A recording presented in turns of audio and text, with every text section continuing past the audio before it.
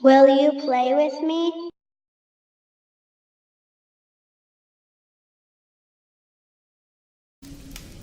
Let's talk a bit about imaginary friends.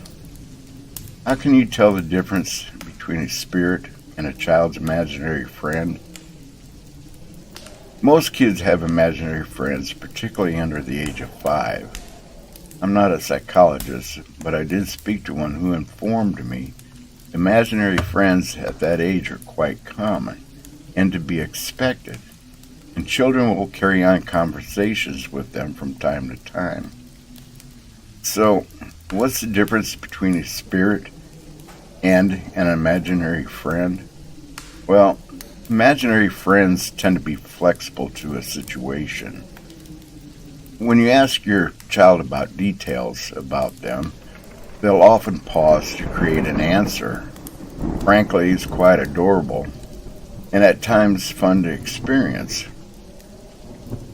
Ask them what their imaginary friend looks like, and ask them again in a few days. If the description changes, then you don't have anything to worry about. But if it's consistent, then there may be something to be concerned about. The same thing goes with your child's imaginary friend's name. Ask your child what their friend's name is, and if they give you a specific name like Tommy, ask them again in a few days, and if their friend's name changes, well, then you don't have nothing to worry about. Now, if the answers to those questions remain consistent, then there's a great possibility their friend is actually a ghost. Here are top 8 signs you should watch for. Think your child can see and hear ghosts. Number 1. Your child has a history of not sleeping well at night, starting in their infancy and toddlerhood, not sleeping through the night. Number 2, your child will talk to you about other people or beings that you cannot see, but they can. Number 3, your child suddenly gets nervous and scared in public places, and often they will start looking down and averting their eyes from something. Number 4, your child frequently stares off into space, blank walls, or windows, often like they are daydreaming. Number 5, your child comes running to you scared while playing outside with no apparent danger in sight. Number 6, your child talks about people, common or uncommon animals, strange creatures, etc., that you can't see. Number 7, your child will carry on conversations with nothing.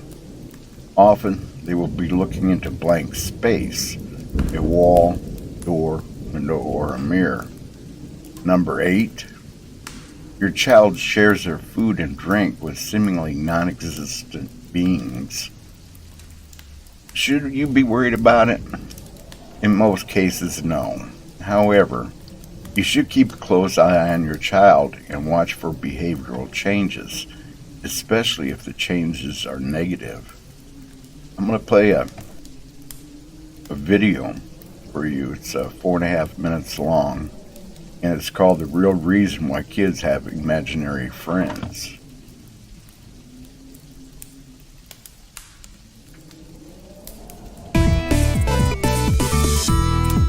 You might tend to think of imaginary friends as one of those quirks of childhood, something you outgrow and then pretend never happened, like wetting the bed or believing in Santa Claus. It's only when kids don't outgrow them fast enough that parents start to worry. But according to psychologists, there isn't much reason to. Imaginary friends are totally normal, even in older kids. And contrary to the stereotype, they may indicate good social skills and a healthy creative mind. Imaginary friends, which researchers call imaginary companions, are vivid make-believe characters that are treated as real. They're often invisible, but they can also be a personified toy or object. And usually they're played with and talked to for at least several months. Studies suggest they're really common. Estimates vary, but one study of 1,800 children found that 46% of them had one between the ages of 5 and 12. Another well-regarded study found that as many as 65% of children have had an imaginary friend by the time they're 7. And it's not just preschoolers. Studies have found that elementary and middle schoolers interact with imaginary friends just as much as younger kids. And even high schoolers sometimes admit to having them. The stereotypes would have you believe that having an imaginary friend, especially for that long, is a bad sign. That either the kids struggle socially or that they're mentally ill. But there's really no evidence for that. While it can be kind of jarring to watch a kid talk to someone who isn't there, researchers studying these children report that they usually have a good sense of reality. Like, they'll often make sure that the researchers know their friend isn't actually real, which isn't what people with delusional disorders do. That misconception might come from the fact that children with dissociative identity disorder, popularly known as having multiple personalities, also often have imaginary companions, ones that can last into adulthood. But it's worth remembering that less than 2% of the population has this disorder, at least in North America, which means that the vast majority of imaginary friends aren't linked to it. So while children with certain serious disorders may create imaginary friends, that doesn't mean imaginary friends necessarily indicate a serious disorder. Another common belief is that kids invent imaginary friends because they don't have enough real ones. But that's not true either. For example, a study done for a 1991 doctoral dissertation found that kids with imaginary friends were less shy and had more non-imagined friends than their peers. And that's a trend that's been seen in numerous other studies. That may be because having an imaginary friend helps kids cope with stress and conflict, ultimately improving their social skills. Other research seems to indicate that imaginary friends aid social development by improving a child's theory of mind. Theory of mind, which people normally develop between ages 3 and 4, is your ability to understand that others have different thoughts and feelings than you do. For example, a 1997 study of 152 children found that 4-year-olds with imaginary companions were better at theory of mind tasks than those who didn't have them. So these kids were better able to understand what was happening in someone else's head, even though they spent so much time in their own. And being better at theory of mind at age 4 predicted better emotional understanding at age 7. These kids were better at understanding their own and others' emotions, including how someone's personality might shape their feelings or how they respond to different situations. And that's important because studies have found that emotional understanding is a key part of developing good social skills as well as a child's overall psychological well-being. There also seem to be linguistic benefits to having an imaginary friend. Studies have shown that children with imaginary friends create richer narratives when asked to tell a story and use more complex sentence structures when they speak. They also have a larger receptive vocabulary, which is the number of words that they can recognize and understand. If at this point you're thinking back to your childhood and worrying what it means that you didn't have an imaginary friend, you can relax. You may have just forgotten yours. Many kids simply forget about their companions when they get older. It's also possible you didn't have one, and that's totally okay. Scientists aren't entirely sure why some kids do and other kids don't, although we do know that firstborns and kids who are an only child are more likely to have them, which might be another reason why they've been linked to loneliness. Rather than loneliness, though, it might have more to do with the amount of unstructured free time kids have for imaginative play, because kids who watch less TV are also more likely to have an imaginary friend. So it's not a bad thing if you didn't have one. It's just also not a bad thing if you did. And if you see a kid start pouring tea for a giant invisible pink elephant made of cotton candy, there's really no reason to freak out. Thanks for watching this episode of SciShow Psych. If you have kids or happen to know any that you want to share your love of science with, you can check out our SciShow Kids channel at youtube.com/SciShowKids. There are all sorts of great videos there, and you might find that both you and the little ones learn something new.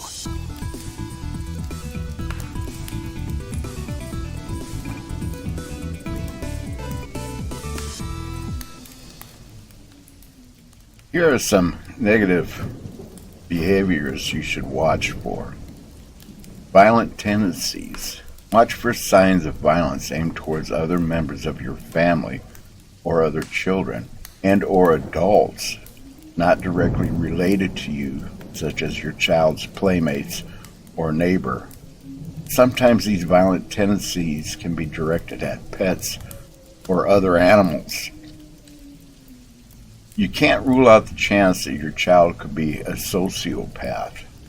However, this type of disorder is not usually diagnosed for children under the age of 18.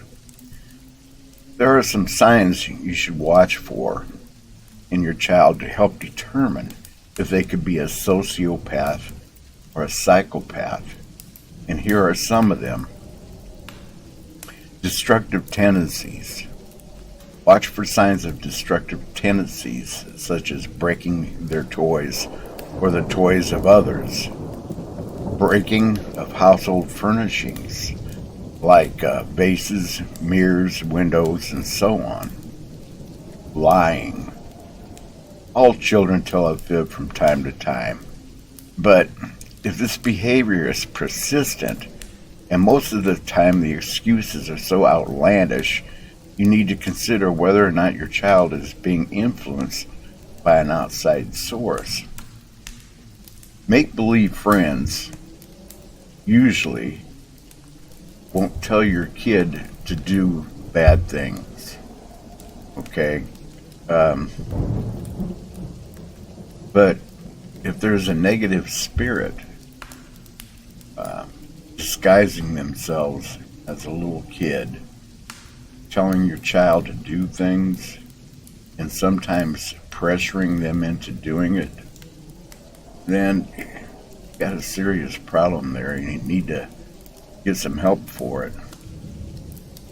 There are also mental disorders that will cause your child to behave in a violent and destructive way, along with lying for no reason whatsoever. This sort of behavior isn't common for a child, not common at all. This short video that I'm going to show you will explain two of the most common mental disorders and the difference between them: a sociopath and a psychopath.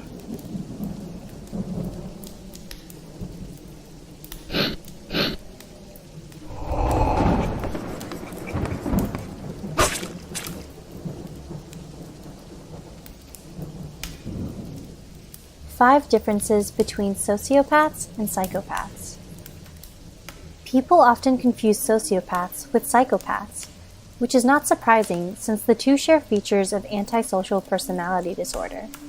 According to the DSM-5, the main signs of antisocial personality disorder are egocentrism, lack of empathy, manipulativeness, hostility, and impulsivity.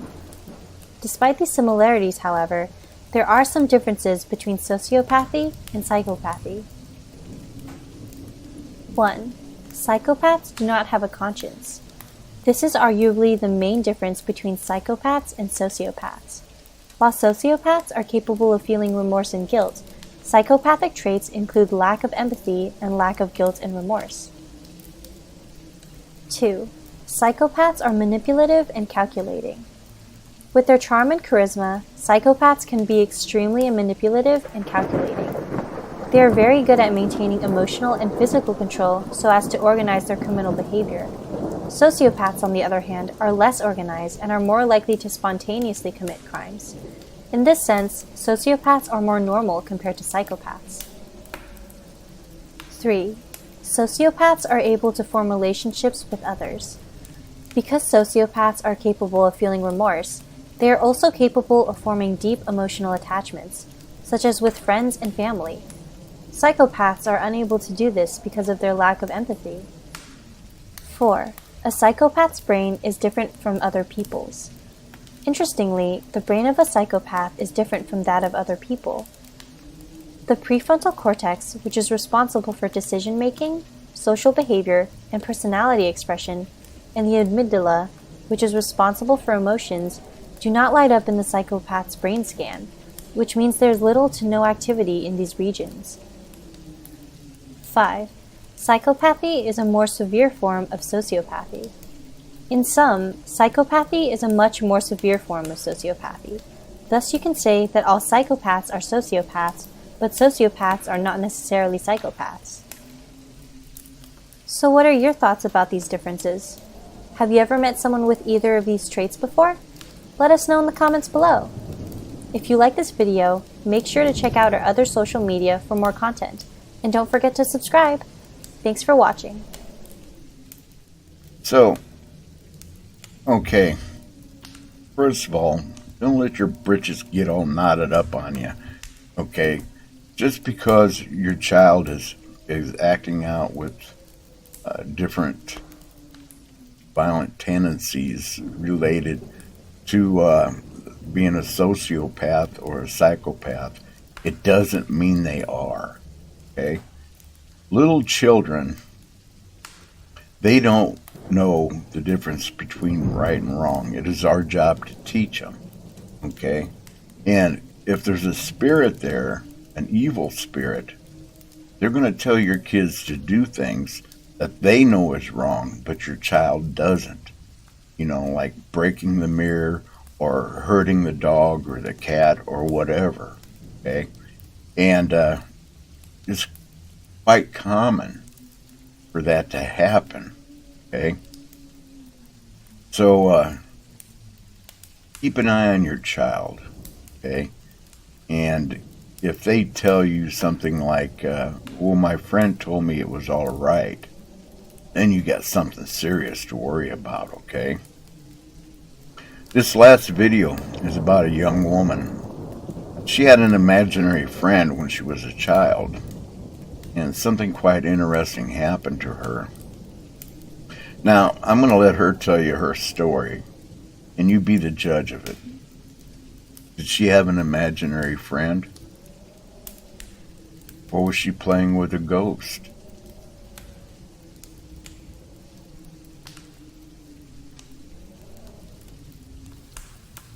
Hi, I'm Sebby, and today I want to talk about my childhood imaginary friend, who may or may not have actually been an imaginary friend. So at this time I was maybe 5 or 6, and I don't remember all of the details. I just remember that at that age I had an imaginary friend named Sarah. I don't remember much about her. I just knew she was a little girl around my age who I thought was amazing and I liked to play with. Well, according to my biological mother, there's a little bit more to that tale. So apparently I knew this girl down to the T. What she looked like, her name, just odd little details that a 6-year-old probably shouldn't actually know. Well, that could just be chalked up to having a really vivid imagination. Or, maybe I just spent too much time alone, I was making it up. There's a lot of little things that could go into that. But there was something else. At that age, up until the time I was 11, I remember having a little 50s Barbie doll. So, ones with the thicker bodies and, the bigger limbs, like an older style Barbie doll. It had long blonde hair, and it was one of my favorite toys.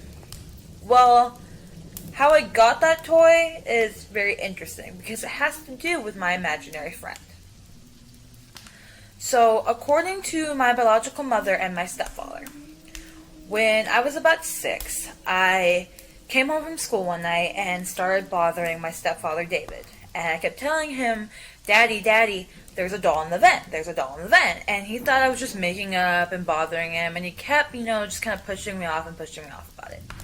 Well, a couple days later, after me insistingly saying, there's a doll in the vent, I want the doll in the vent, he eventually goes and grabs his tools and starts unscrewing the vent at the bottom of the little area right next to one of the chairs in our living room.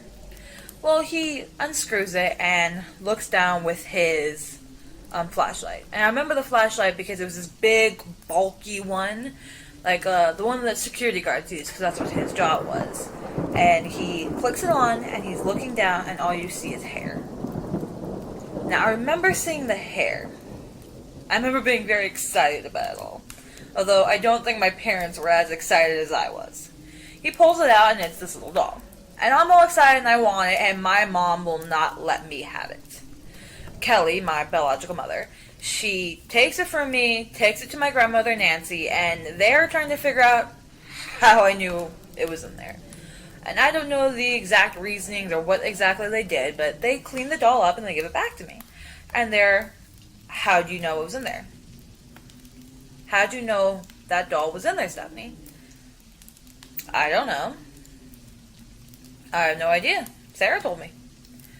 So, they're obviously freaked out and annoyed with me because there is a weird doll in the vent of our trailer that's not normal.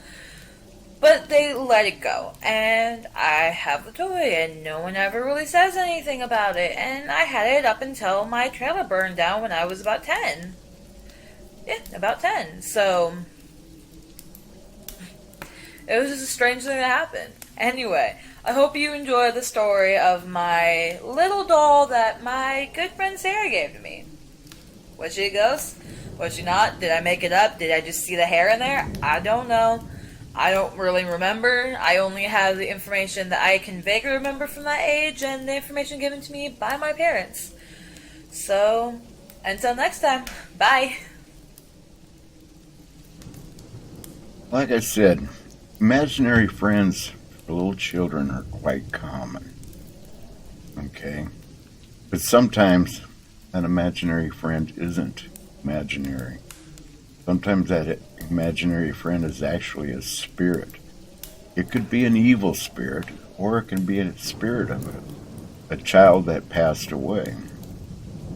It's hard to tell.